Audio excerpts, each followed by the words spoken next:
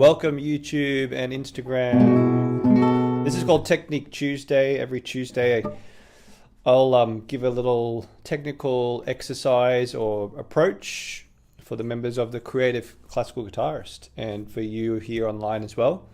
Today I'm going to talk about a fun way to learn harmony and the fretboard harmony and technique. Let's put it that way.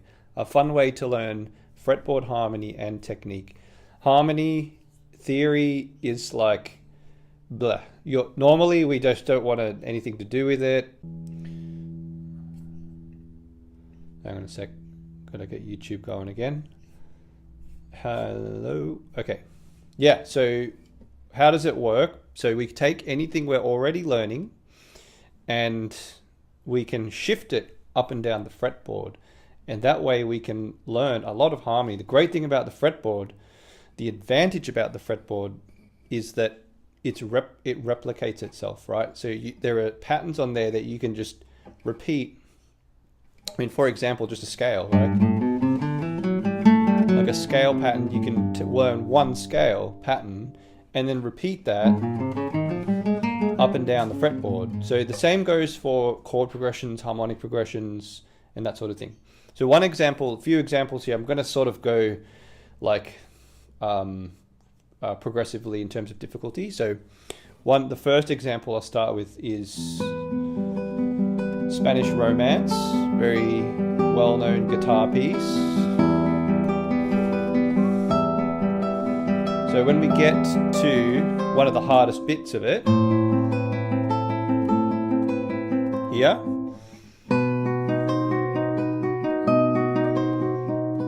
so when we get there, that is a B chord or a B7 chord. That's just a B chord, right? We're on the 7th fret, barring the 7th fret, so we've got a B major chord, and we've got this melodic pattern on top. So what I can do now is I can shift that up or down, and we'll get a different chord, but the same pattern. So now we go B flat or A sharp at the 6th fret, the 5th fret, A major, and then A flat or G sharp. Now if you tried this, if you were playing along, you'd realize that it's already becoming quite a great technical exercise. Shift it down again. The stretch is increasing, good for your technique, good for your fretboard knowledge. So that's a G. That's a G major chord there with a nice little flat 2 kind of thing there. Then we go to the 2nd fret, F sharp, and then if we can try the 1st fret, F major, big stretch. Right, so from that one little passage from a well-known guitar piece, we can learn a lot about the fretboard, and we can also shift it up as well. So they're shifting it down. We can also shift it up. So that would be C. It's a C chord, and then you can go to C sharp, you go to D. All right, so there's a little excerpt from Spanish Romance. Another spot that I thought would be good.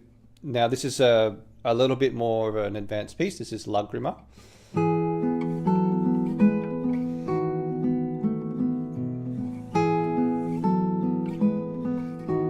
Okay, right here. Now we get this nice little passage. A lot of people struggle. This is a tough bit, right? This is a tough bit. Okay.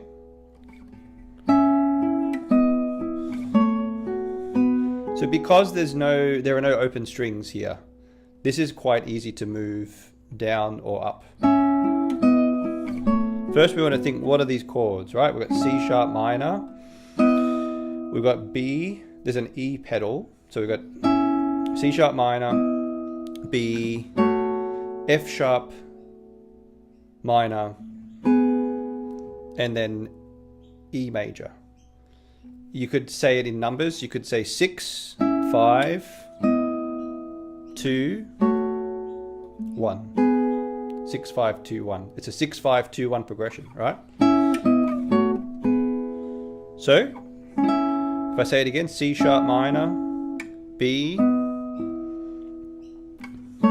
F sharp minor, E. Okay, now we shift it down a fret.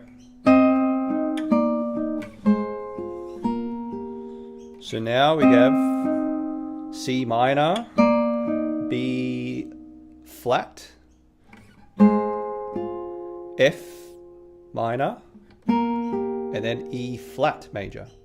Right, so we're learning a chord progression. We just have to shift the pattern, and I'm barring, my left hand's getting tired. This is hard work, right? And we're going to just keep shifting it down. 6, 5, 2, 1. What chords do we have now? We've got, it helps to know where the root notes are. So that would be B minor. Help me out too on Instagram and YouTube. Help me out if you can. 6, 5, 2, 1 with B minor is 6. 5 would be A. So that's an A chord. Yeah, so 6, B minor, A. And then 2 chord in the key of D would be E minor, and then D major. Yeah. Okay, so there's quite a bit of thought that that goes into it. So 6, 5, 2, 1. Then we can do that again.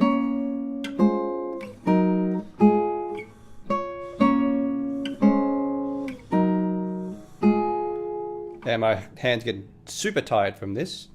And then we can go down again. Have a think about what those chords are. So what do we have here? If this would be A minor. So we're in the key of C. That's the 6th chord. G, D minor, C. And then you can keep shifting it down. So there's another example. I might do I'll do one more example. I mean, you can literally pretty much any guitar piece you can apply this to. You can find a spot, a little progression, a little passage, and you can move it around the fretboard. Great technical exercise, great for your harmony, your study of harmony, great for understanding the fretboard. Lots of advantages, lots of benefits. You're also partly being sort of creative with it. You're not just repeating the same thing the same way. You're changing it up a bit, keeping yourself on your toes a little bit. So last example from a more challenging piece. This is from La Cathédrale, the 3rd movement, the Allegro. So we have this beautiful, it's awesome. So we have this chord here. And now Barrios himself actually shifts it up. Alright, so we have that. So you could say, okay, what's that chord?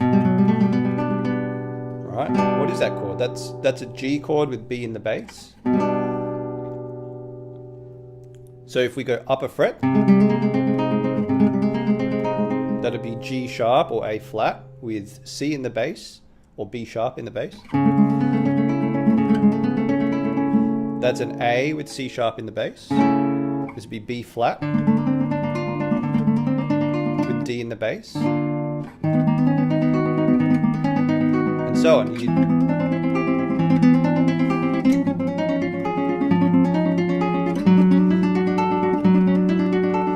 Right? Awesome. Another bit you can do from the same movement. There's a nice little progression. That's like, what's the song? Hallelujah.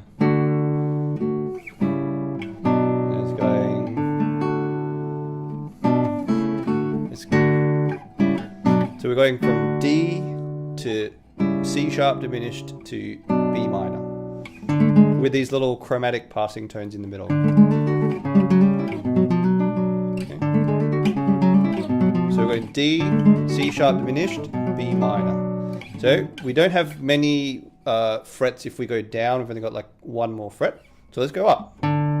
D sharp or E flat. Let's say E flat major, D diminished, C minor.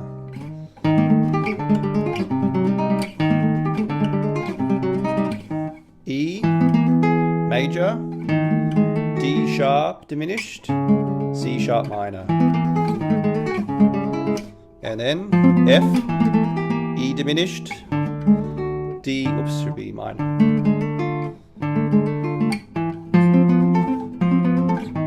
Oops.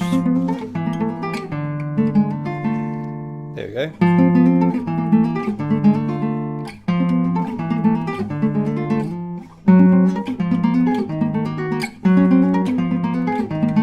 And that'll be F sharp, E sharp, minor, D sharp minor. Let's try one more. G, F sharp, minor. Is it F sharp minor or diminished? So it's diminished, not minor. F sharp diminishes the 2 chord. E minor. It's going chords 3, 2, 1. 3, 2, 1. Alright, so we got lots of harmony. I just played 3 examples, right? This one.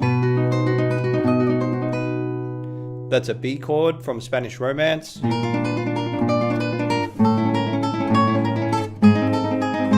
Shift it down.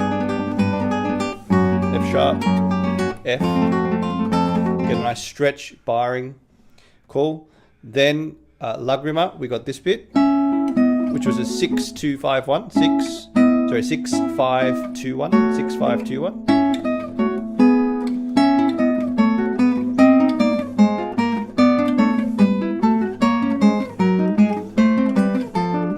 Right? Oops. How many progressions was that? From one progression, you can learn many progressions.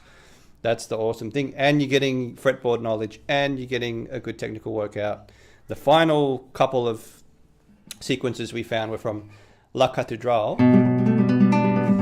We have this chord here, which is G major with B in the bass, or in G major in first inversion, G, B, D with B. So we got the 3rd in the bass, the B in the bass.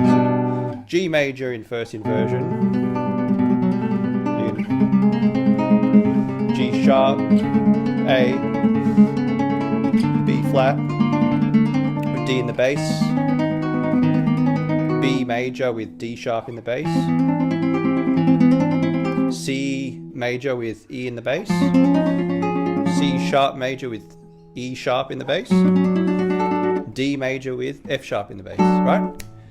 You got, like, I'm having to think to be able to, you know, think what's the chord, what notes in the bass, it's first inversion, the 3rd of the chord in the bass. It really gets you to think as well.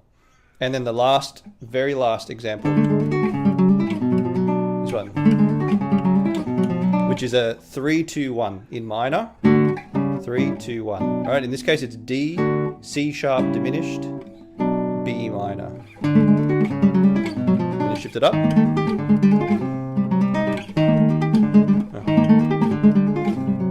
Shift it up. Shift it up. Get on to make a song out of that, yeah?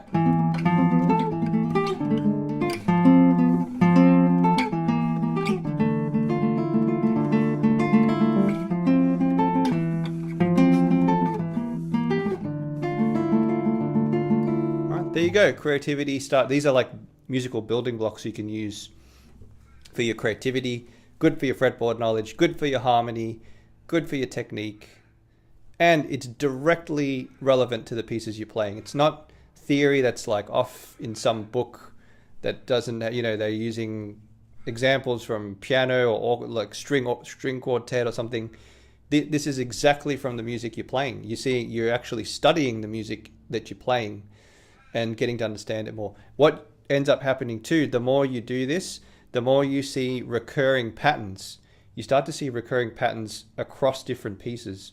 So then understanding music is just like this, every piece is interrelated, right? You don't have to start from square one again, learning a new piece. You say, oh, I know that progression, or I know that progression in another key. I've done it in all these other keys now because you've moved it around. And it's very likely that you will actually find, if a chord's played here in one piece, you go to another key, the chord will be the same shape, it'll just be at a different position, right? So very often, the guitar probably has a much more limited number of combinations of notes and chords than we think when you start to pick up on these recurring progressions. And yeah, so anyway, hope that helps. That was Technique Tuesday for today, and we'll be back next Tuesday. Let me know if you've got any questions. In YouTube, I've popped a link into the Creative Classical Guitarist. Instagram, creative. If you just Google the Creative Classical Guitarist, there are a bunch of free resources. There's a blog on the website. There's free composing templates. There are lessons for beginner, intermediate, and advanced. So go on and check it out. And see you all next time. Cheers.